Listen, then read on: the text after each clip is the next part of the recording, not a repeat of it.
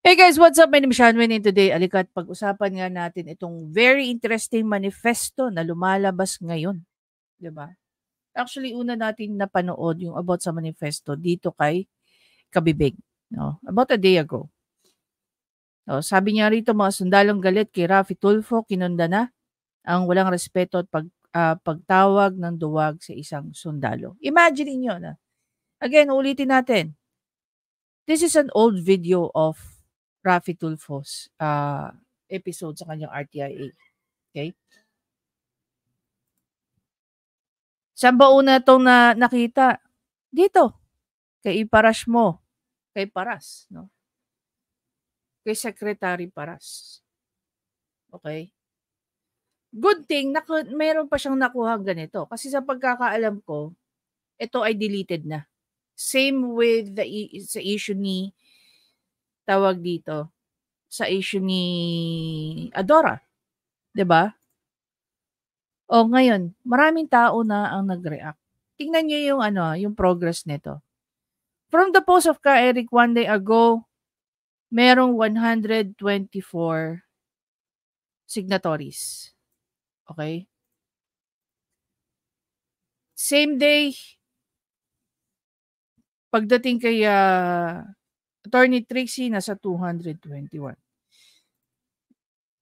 May nakapagsabi nga na, tingnan natin yung kay may nakapagsabi habang nagla-live si Attorney Libayan kagabi. Sabi naman ni Direk, nasa 292 na at the time of his filming. 292 na. Okay? May umabot nga yata nasa 300 plus na if I'm not mistaken. Ayun. Umabot na doon. Tingnan nga natin yung update niya. Oh. Before ako, ang huli is si Direk Freddy. No? 292, 50 agad yung nadagdag. And kanina nga umaga, nakita natin tong reaction video commentary video ni Attorney Claire. Guys, kindly take note na hindi po to vlog. This is a commentary video. Vlog is a different niche. Okay? Ako po ay hindi vlogger, hindi po ako political vlogger. Ako po ay nagko-commentary, nagre-reaction. Same goes with the others who make commentary and reaction video. Magkaiba po yung nagva-vlog. Yung nagva-vlog, kinikwento mo buhay mo. Ngayon, even before we get into Attorney Claire's video, why now? Diba? Why now? Kagabi nga guys, no, habang pinapanood ko yung live ni Attorney Libayan tungkol nga dito, meron naging comment. May nag-comment na ang sinabi niya, I forgot the name eh. No? Pag nagkataon daw, yung channel daw ni Attorney Libayan, if they want to know more about Raffy Tulfo, they can go to Attorney Libayan's channel. Kasi marami silang makikitang very valuable information doon about kay Raffy Tulfo. Okay. I just want to add as well, they can go directly to Attorney Claire. 'Di ba? Kasi kung sa hard-hitting lang, si Attorney Claire, talagang nagre-research siya na mas malalim pa doon sa mga ni Attorney Libayan. Pero take note, hindi pa gano'n kalalim ang mga nilalabas ni Attorney Libayan. Pero grabe niya ng kasuhan si Attorney Libayan. How much mo si Attorney Claire? 'Di ba? Nagsalita na ang men and women in uniform. Kailan magsasalita ang mga taga-IBP? It's very interesting din na bakit mga men and women from this, yung coalition of concerned citizen na nagsalita una, bakit hindi nagsalita ang CHR? 'Di ba? Bakit hindi nagsalita ang CHR? Sa mga ginagawa ni Raffy Tulfo.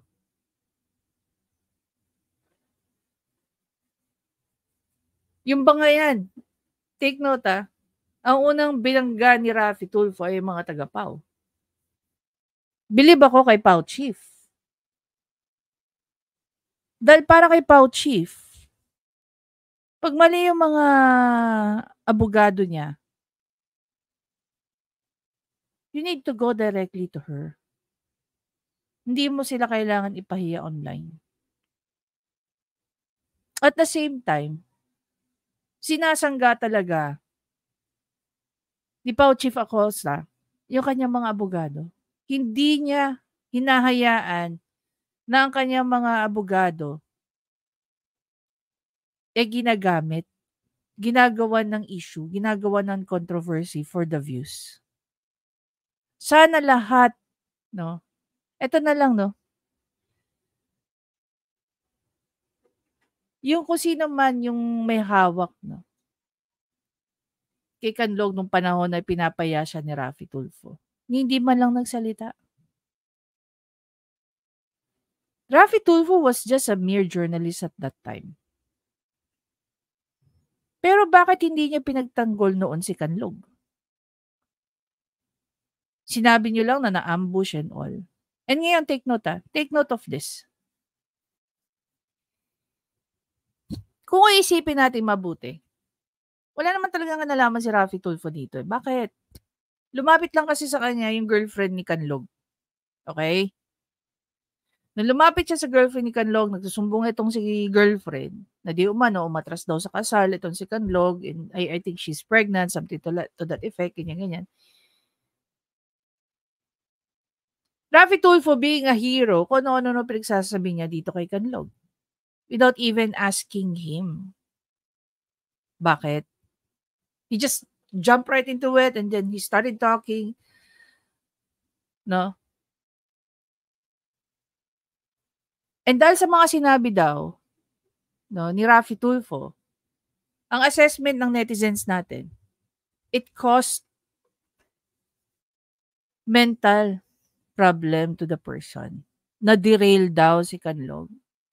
Nawala sa focus, kaya he end up not surviving an ambush.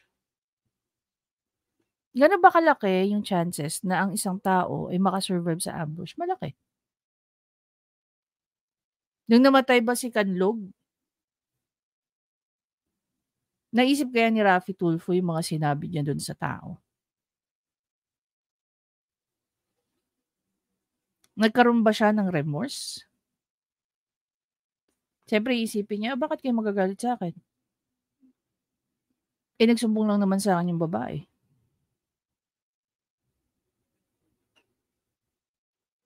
Never siya nag-remorse. Nag-condolence siya, yes. Nakita naman natin yan. Sa tingin niyo, kung hindi nagsalita ng ganun si Raffy Tulfo, buhay pa kaya si Kanlog? Sa tingin niyo, nakatakas siya doon sa kanyang ambush?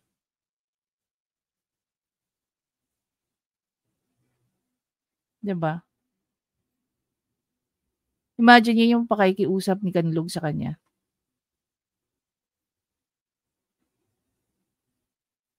Sinabi din naman ng tao na magpapaliwanag siya, and yet Raffy Tulfo continued talking.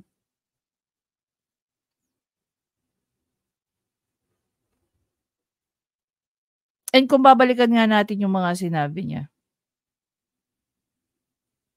ginagawa na lang niyang biro yung kanyang mga nakakainsultong sinasabi dun sa tao. Diba? Oh, gusto niyong pakinggan natin? Wait, hanapin natin dito si ano. Saan ka?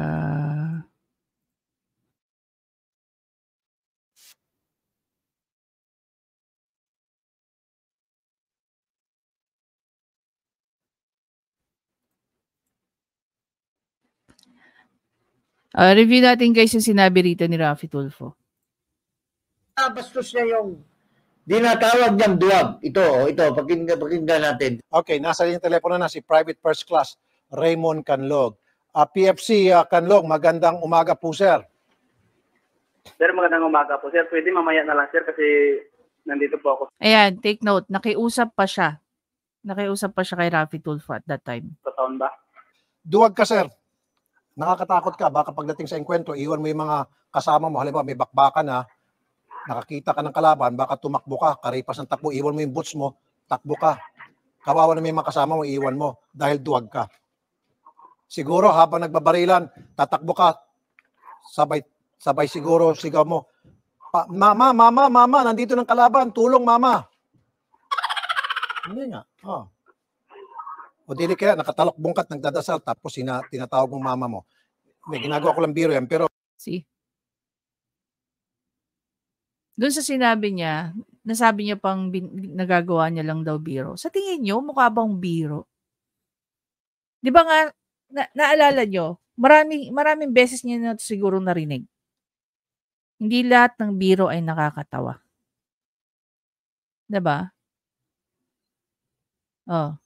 pero hindi ka bagay maging sundalo sa nakakatakot ka. Ito ipaparating ko sa Philippine Army para malaman ng Philippine Army yung pagkatao mo. Imagine mo, years before or years after, ngayon lang sumagot ang AFP. Diba? Mga retired pa to. Actually, hindi. Yung iba, nasa active pa no? Although marami sa kanilang, ayan, active.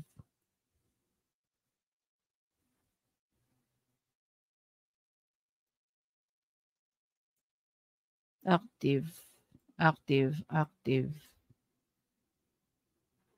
Active. Active. Active. Active. Halo ang active at saka yung mga retired. Diba? So, bakit ngayon lang?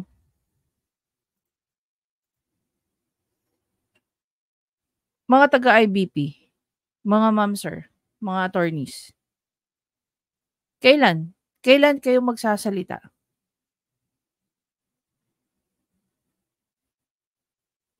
Diba? Kailan kayo magsasalita na paglaban nyo yung mga abogado na iniinsulto rin ni Raffy Tulfo? Mapapograma man yan o dyan sa loob ng Senado. Buti pa si Pao Chief Acosta eh. Diba? Grabe ang pagpoprotekta niya sa kanyang mga abogado sa Pao. Nung kinall out at ininsulto ni Raffy Tulfo ang Pao, diba? Biglang pasok si Biglang nagsalita si Pao Chief. Ayon kay Pao Chief, ultimo, even mga buntis niya during COVID, pumapasok para lang pagsilbihan ng mga kliyente nila. Kailan magsasalita ang mga taga-IBP sa ginagawa ni Raffy Tulfo kay Atty. Libayan? At sa iba pang mga abogado?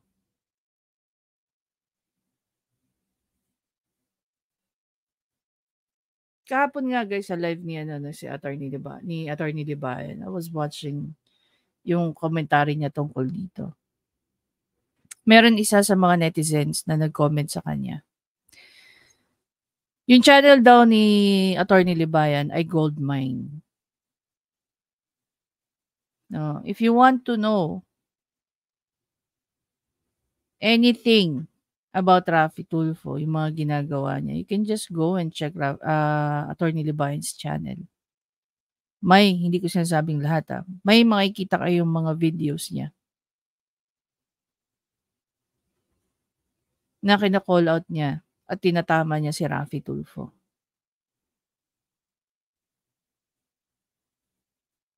And the way people see it,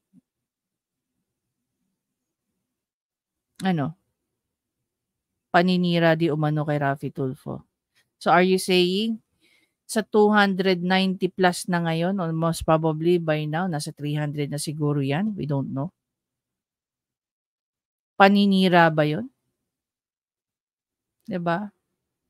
Tara, pakinggan natin yung ibang part ng commentary video ni Atty. Claire dito.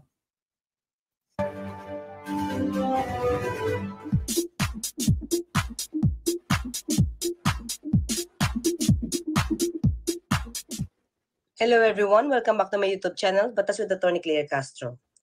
Ang pag-uusapan natin ngayon ay yung pagpuna ng ilang general at yung men in uniform patungkol dun sa pagtrato ni Senator Raffy Tulfo sa mga military personnel at mga civilians. Ang matagal na nating pinupuna sa ugali ni Senator Raffy Tulfo kung paano itrato ang mga karamihan ng mga resource persons, mga police, mga nalireklamo sa kanyang programa sa RTIA. Hindi iisa ang nagpapaalala kay Senator Raffy Tulfo na iwasan na niyang mamahiya ng iba. Pero mukhang walang pinapakinggan ito si Senator Raffy Tulfo. Ang akala niya sa mga pumupuna sa kanya ay anti-Tulfo nang walang basihan. Okay, tanong ko, dito ba sa manifesto nilabas ng Coalition of Concerned Citizen? What are you expecting? Na magbabago si Raffy Tulfo para sa inyo? Kung kami nga matagal na namin pinupuna ang mga pagkakamali niya, may nagbago ba? Wala. Nagkakaso pa nga 'Di ba? Na sinisiraan daw siya. Kayo ba? Kayong mga namumuna ng mga pagkakamali ni Raffy Tulfo? Kaya nyo bang harapin yung mga ginagawa ni Raffy Tulfo? 'Di ba? Ako, pinupuna ko siya para makita niya kung ano ba ang maaaring mali sa mga ginagawa niya. Ang nangyayari kasi, Ito ang hirap kasi kay Raffy Tulfo. Ayan, pakinggan muna natin si Attorney Claire. kapag pinupuna siya, mukha siyang nagagalit. Umaatake yung mga vloggers niya. Inaatake ng mga vloggers niya itong mga pumupuna sa kanya. Ang hindi niya nakikita kung ano ba ang aral na iniiwan ng ibang vloggers na pumupuna sa kanya. Ang gusto ba niya ay palaging yes sir? At kapag hindi umayon sa kanya, at nag-yes sir, nagagalit siya? Ito na lang, Attorney Claire, no? Masabi ko lang. Diyan na lang sa Senado. Gaano karaming beses na nagsabi siya ng mga maling bagay dyan? 'Di ba? Do you really think Raffy Tulfo will listen to us? Kasi if he will listen to us, sana nakikinig din siya sa legal team niya, sa mga advisors niya. I find it hard to believe, no? With his capacity to pay people, he's not hiring the best of the best lawyers. Sabi nga ni Attorney Libayan, ang abogado niyan, ang Divina Law Firm. We know Divina Law Firm. Magagaling ang abogado dyan. Kung kailangan ni Raffy Tulfo, i-hire lahat ng mga tao dyan, hindi para magkaso sa mga tao, pero para alalayan siya, tulungan siya sa paggagawa niya ng mga pagbabalangkas niya ng mga batas dyan, sa pagbuka ng bibig niya, sa pagturo sa kanya, malamang hindi siya katawa-tawa sa loob ng Senado.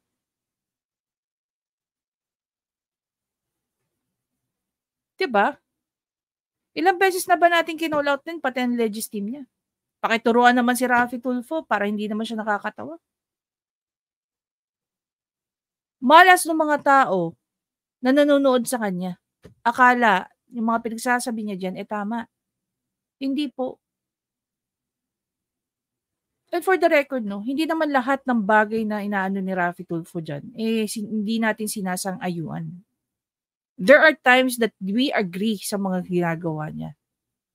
But those are rare moments. Hindi yung mga moments na araw-araw na tuwing sumasabak siya sa mga Senate hearing, akala mo lahat ng sinasabi niya dyan, tama. Ayaw niyang nakokorek.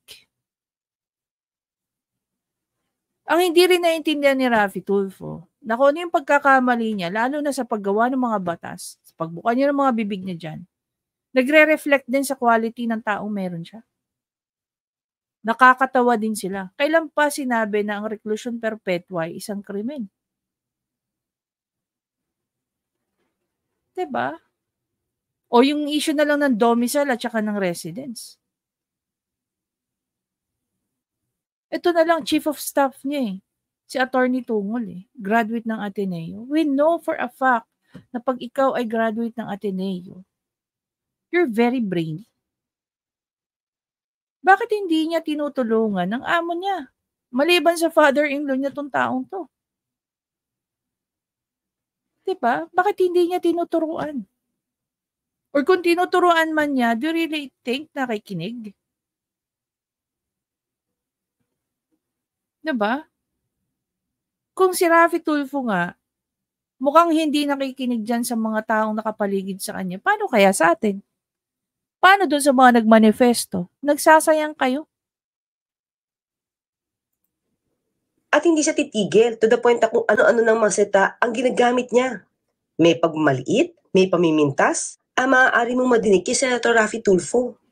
Hindi ba mas dapat nga mag-ingat si Senator Raffy Tulfo doon sa hindi pumapalag sa kanya?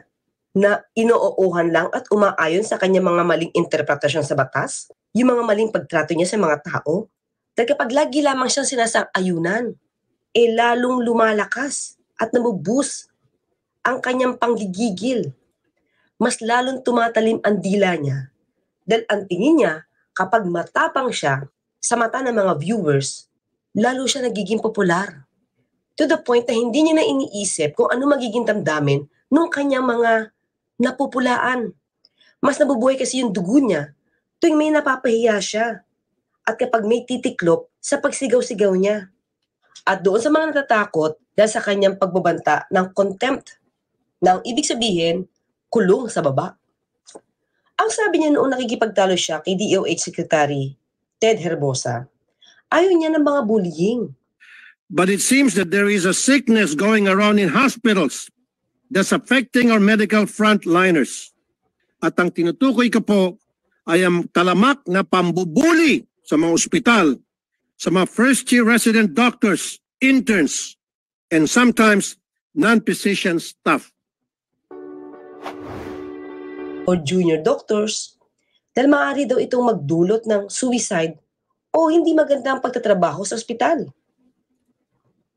Ayaw niya yung mga doktor na sinisigawan yung mga interns o mga junior doctors. Pero yung inaayawan niya, yun naman ang ginagawa niya. Lumalala na ba ang sitwasyon ni Senator Raffy Tulfo? Ang pagiging senador ba niya ay mas nagbibigay ng tapang sa kanya dahil kapag hindi siya nasunod, ay nais siyang ipatawag ito sa Senado at doon gigisahin at saka ipapakontempt. Ito na lang guys, no? Tanungin ko kayo. Sa dinami-daming beses na ni-raise niya yung contempt card niya, gaano karami doon ang dapat makontempt yung mga resource person nila? 0? Hindi ba galit si Senator Raffy Tulfo sa online lending app?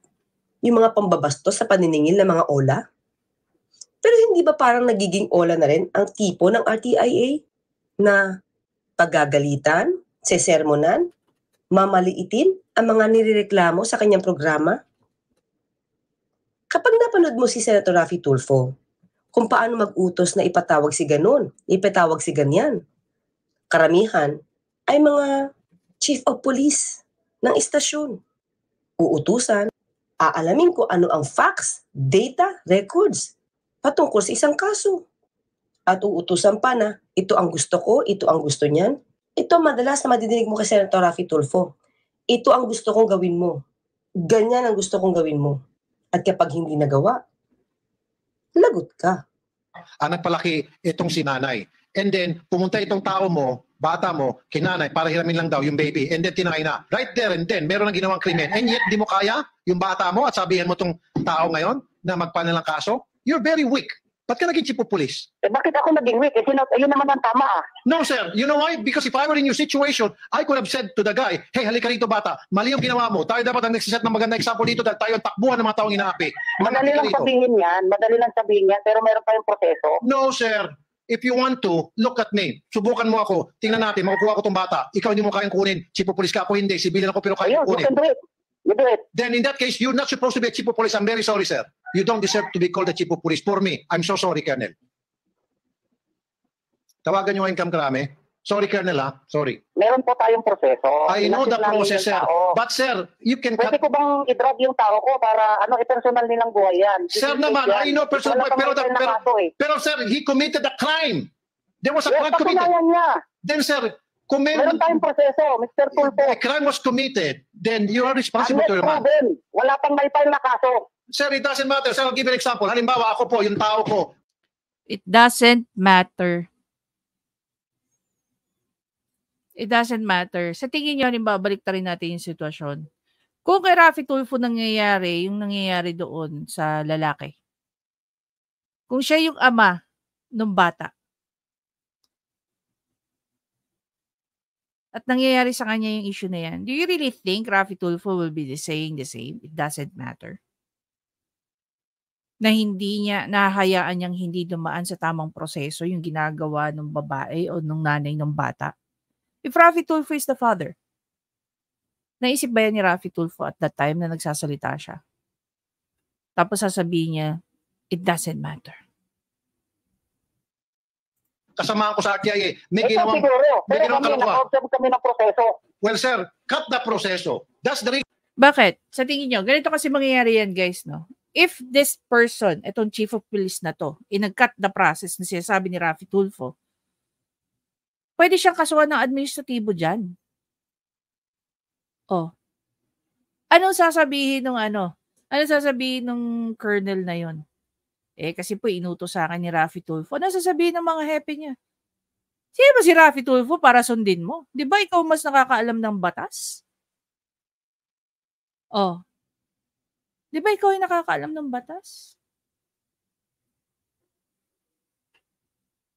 Bakit mo susundin ng isang tao na walang alam sa trabaho mo at wala alam sa batas? Paano kung sagot nung police na yon, nung chief of police na yon? Sir, ayaw po kasing tumigil ng bibig ni Raffy Tulfo eh. Nayuyurakan na po yung pagkatao ko online eh. Oh. So, napipili ng pulis. Gawin niya yung tama o makasuhan siya ng administratibo. Pag kinasuhan ba siya ng administratibo, excuse niya, sabihin niya, kasi yun po utos ni Raffy Tulfo. Tapos pag binalik sa kanya yan, bakit? Sino ba si Raffy Tulfo? Para sundin mo. Di ba? Ikaw ang law enforcer. Di ba? Ikaw may alam ng mga batas. Bakit susundin mo isang tao na walang kaalam-alam? Lalo-lalo na pagdating sa batas. Do you really think that will gonna be a very good defense? Nasabihin ng police na sinunod lang niya si Raffy Tulfo. Even if it's against the law. Diba? Saan mo ilalagay yung police? Some people come to me because I No, deliver result. Assumption mo yan. May proseso tayo, may batas tayo sinusunod. Assumption, I'm not assuming here. Ako po, marami ako napatunayan. Ikaw, anong napatunayan mo sa Las Piñas? Have you done anything in your life? Come on. Ganito po, Senator, kasi project po namin yan, na nakakalabas din naman po ako, nakikita ko naman po yun. At No, no, you mean nung mangyari yung aksidente, were you there? yung mga picture, yun ang pinag-ano natin. Kaya nga sir, yung picture na yun after the accident, nung malaman po ng contractor na ibanggit sa kanila tungkol accident, inayos na nila yung dapat ayusin. Tingin ko po, Senator, hindi naman picture ng contractor yung binigay po na yun eh. Yun po yung doon na nakatouch doon sa complaint eh. Natin, interpretation doon sa ano. Wala naman po kami may ano talaga daw. Yun po yung nagiging... Sir, kung kayo po humihirit talaga, naniniwala. Sir, sige po, magpapatawag po ako ng hearing, pati ikaw, isasama ko po sa resource person, patatawag ko doon pati si Secretary Bonoan. Would you like? Hindi naman na po siguro dapat ano, dahil kasi Hindi nga sir, nagmamatigas ka eh. Gusto mo? Hindi nga sir, nagmamatigas ka eh. Gusto mo? Gusto mo magpapahiring ako, tawagin ko si Bonoan, pati ikaw. Gusto mo? Gawin mo. Ganyan ang gusto kong gawin mo. At kapag hindi nagawa, lagot ka. Senado ang hantong mo. Actually, marami na ang nagbanta ng suicide. Nag-suicide dahil di umano sa RTIA. Bad news is bad news. Nakakalungkot na balita. Dahil si Adora po, yung nireklamo ni Mr. R.J. Russell, nagpakamatay po kanina madaling araw, 4 a.m. Remember, nung in-on-air po namin yung kaso, she doesn't want to talk to us at nagbanta siya na magpapakamatay ng 4 p.m. Actually, hinahanap ko yung full episode dito na may sinabi si Raffy Tulfo. Pero dun sa tawag dito, dun sa ibang netizen na ni-re-upload ito, okay, tinawag na gold digger si Adora, no? Pero so far sa napanood ko, wala akong narinig na ganun kay Raffy Tulfo, no? Na tinawag niyang gold digger si Adora. Okay? So far, hindi ko alam kung anong part ng episode na yan na may sinabi siyang ganun. Right after the show. Well, hindi natuloy yun yung 4 p.m. dahil tulog siya. Tinuloy niya 4 a.m. kanina. Now, ito pong balita inatanggap namin. Makipatay nga yung mga ano nyo. Labas nga muna kayo. Natanggap po namin yung balita mula sa barangay chairman ng Kabala Union, Barangay Sorbitillo. Tatawag tayo for confirmation kung talagang ano ba ang nangyari, paano nangyari. Nasa telepono si Chairman Melito Sordilla, Barangay Sorbitillo, Kabala Union. Chairman Sordilla, magandang hapon po, sir. Chairman. Chairman? Yes, sir. Okay. Chairman, kayo po ang nagbalita sa amin na yumaon po si Adora Ramos, nagpakamatay. Yes, sir. Okay. Okay. Sir Rogen, Di ba? humanda ka. Kumuha ka ng abogado mo. At ikaw ay kakasuhan ni Mama. Tutulungan namin, okay? So, pag di na Guys, pag ginanito ka ng isang tao na may kakayanan at isang tao na wala, anong gagawin mo? po kailangan po, magpakamatay po. Wag naman. Wag naman. Hindi po, wala na po. Wag. Ma'am? Take note mas nauna yung kay Adora nangyari kaysa dito. So basically, hindi lang first time si Adora. Jessie, tawagan niyo si Sir Rogen. Opo. Or rather, hindi lang si Adora.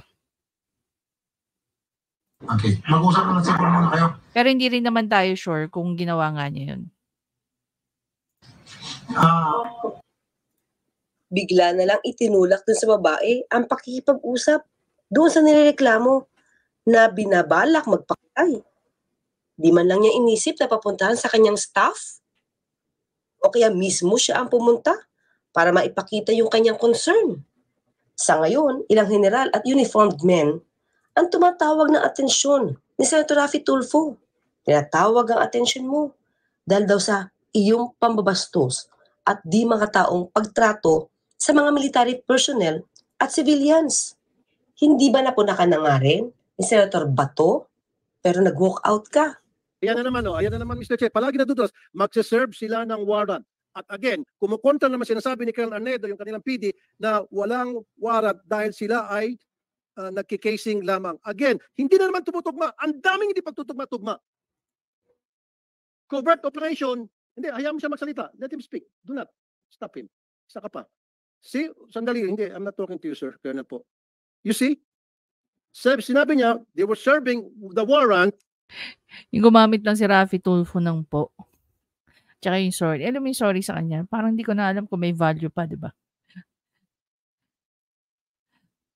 To top that, yung pagsasabi niya, I'm sorry po. Yung mga word niya na may po at saka sorry. No, for other people, they see it as respectful pa. No. Tingnan nyo guys yung entire context ng sinabi niya. Diba? They were serving the warrant, which means they have the warrant in possession, because if you're serving the warrant, then you must have that paper. Yes, dapat. Kaya nga, di ba? Simple English. They were serving the warrant. So merong hawak So sila. saan ang warrant nyo at that time? Bakit hindi kayo nagdala ng warrant? According to your Dala po ng warrant officer ko, Your Ha? Honor. Ako po yung sinasabi lang hindi may dala, pero yung warrant officer ko po ay meters lang po ang layo sa akin. sinong warrant officer nyo at that time? Police Corporal Joel Dicen po, Your Honor. Ikaw? Yes, Your Honor. May dala kang warrant ng time na yun? Nasa bulsa ko po, Your Honor, kasi po magsaserve po kami ng warrant of arrest. Kaya nga, paano kayo mag-serve kung walang warrant? So dala-dala yung warrant. Dala po namin, O, Your bakit Honor. sabi mo na walang warrant? Magbabalidate pa lang kami that time, Your Honor, nung Sandali. Mr. Paano Chair. mo sinabi na walang warrant? Mr. Chair, alis na lang ako rito. Hindi ko matiis. Nakikita ko na parang itong mga police pinagluloko. I'm sorry, I have to walk out. Hindi ko kaya to.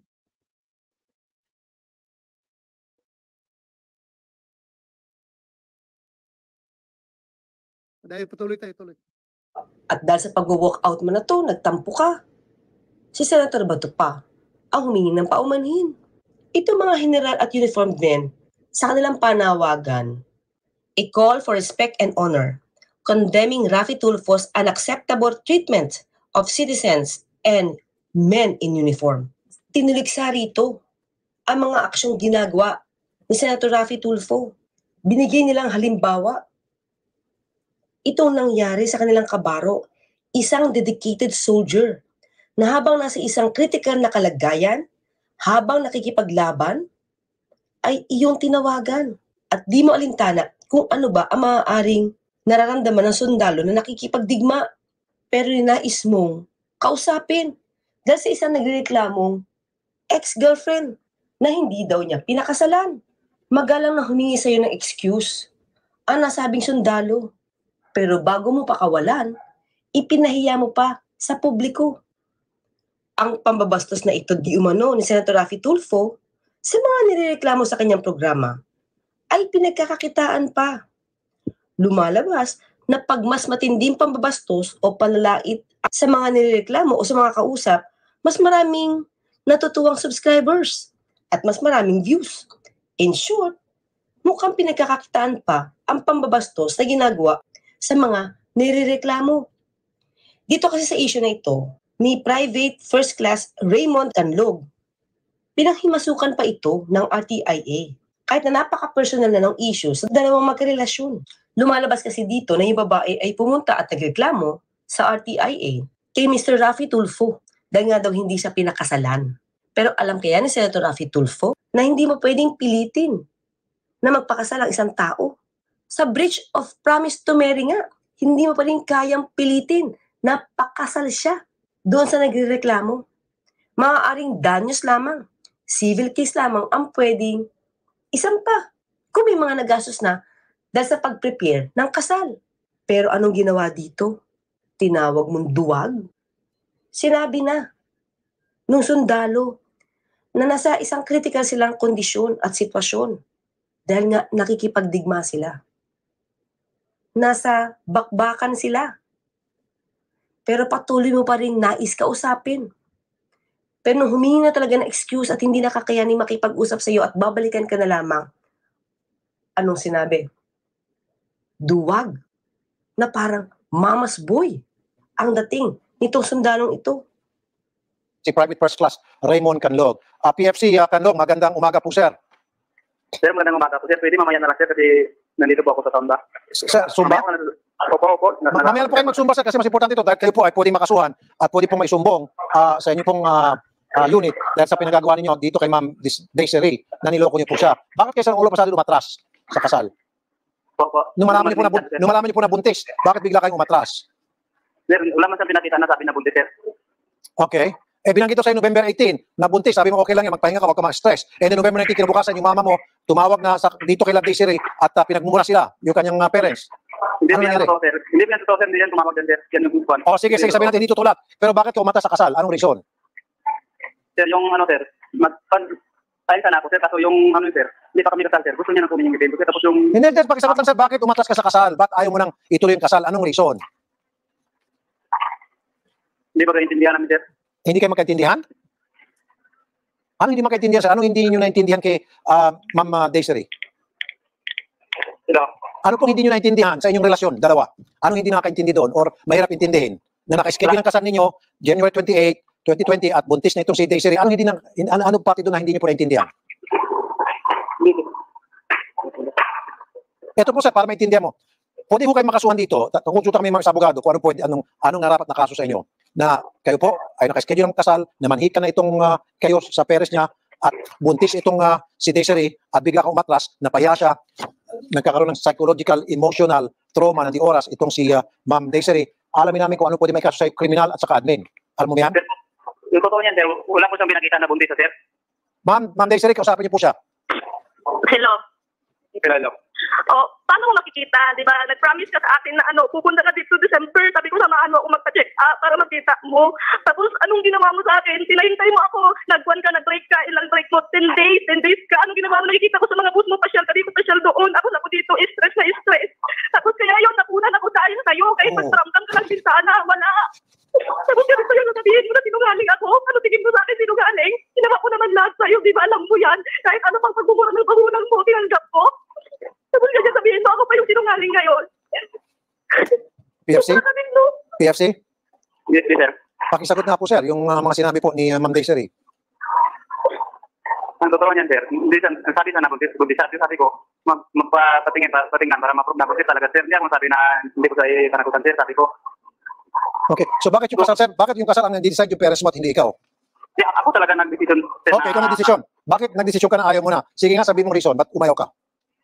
Araw-araw, alas gabi-gabi kami nag-aaway, sir. Kasi gusto niya, i-force niya ako na magpakasalan ko. So sabi ko, maghintay ka, pakasalan kita. Sabi ko sa kanya. So siya, pinaforce niya ako. Maghintay mo, wala pa akong sabi ko sa kanya. Sandali lang, Miss Desiree.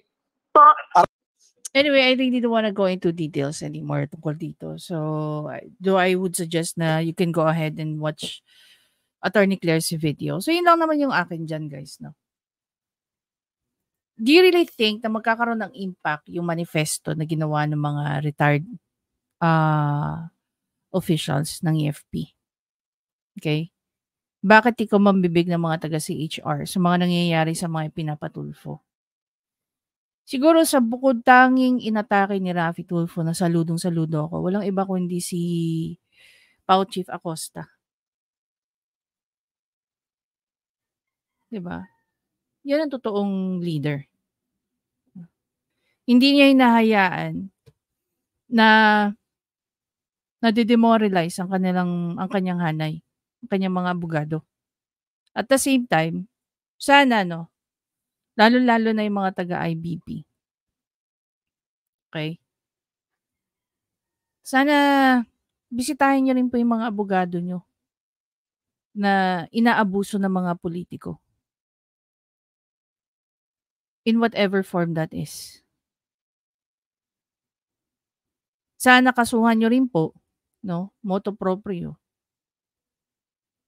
yung mga abogado nyo na pinapaboran ang mga politiko in exchange of I don't know what.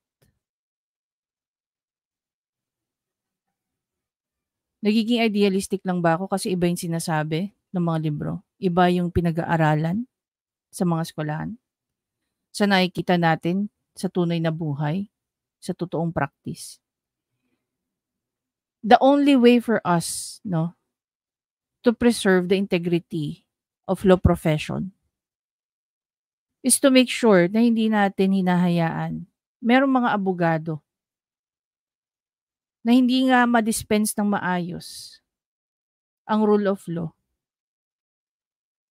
Yung nagbibigay pa ng mga pabor. Diba? Gayahin nyo si Pau Chief Acosta. Gayahin nyo yung police, Chief of Police, na sinagot-sagot si Raffy Tulfo. Huwag na kayong gumaya kay Bato de la Rosa. Diba? Na imbis, protektahan din niya ang mga dati niyang kabaro. Sinasalang pa niya. Inaano niya pa, diba? Huwag ganun. Pag alam nating mali, oo, nandyan tayo. Pag alam yung mali, based sa mga batas natin, susuportahan natin itong mga politiko na to. Pero pag alam natin na may pag-aabusong nangyayari, then we have to fight back. Andiyan yung mga batas natin to protect us as well. Hindi para abusuhin ng mga politiko. No? This is not just Raffy Tulfo. I'm very sure maraming tahimik na gumagawa ng mga anong yun eh. Because even before Raffy Tulfo himself, kino-call out niya ang mga politiko, mapabarangay chairman yan, pataas. 'Di ba? Gano'n na ba karaming mayor ang binengga ni Raffy Tulfo dyan sa programa niya? Marami na rin. No, marami na rin. Pero ngayon na siya yung politiko, ayaw niyang nako-call out siya. Ayaw niyang nasisita siya. Kasi para sa kanya, once na lumabas siya sa halls of Senate, pakiramdam siguro ni Raffy Tulfo, siya ay isang civilian na lang, private citizen. Hindi siguro. Kahit saan ka pumunta, idle, ultimo sa kwarto kung saan ka natutulog. Yung pagiging public servant mo, yung pagiging abogado, yung pagiging senador mo, bit-bit mo. So lahat ng galawan mo hanggang sa pag-end ng term mo, ikaw ay isang senador. 'Di ba? After mong mag-end ng term, then that's the time na ikaw ay isang civilian and you're back in your seat. 'Di ba? Diyan sa programa mo. So ang tanong ko ulit, ano sa tingin nyo ang magiging impact na yan ng manifesto? Kung lahat nga tayo, kino-call out na natin na maraming beses si Raffy Tulfo sa mga mali niyang ginagawa. And yet, his response is mag-file ng mga kaso laban sa mga nagkikritiko sa kanya. Kakasuhan din ba niya ang mga sumulat dyan sa manifesto na yan? Diba? You tell me. Anyway guys, again, maraming salamat sa panonood. Please don't forget to subscribe, like, and comment. I-share nyo na rin yung thoughts nyo. Kung ano sa tingin nyo ang magiging impact ng manifestong ito kay Raffy Tulfo.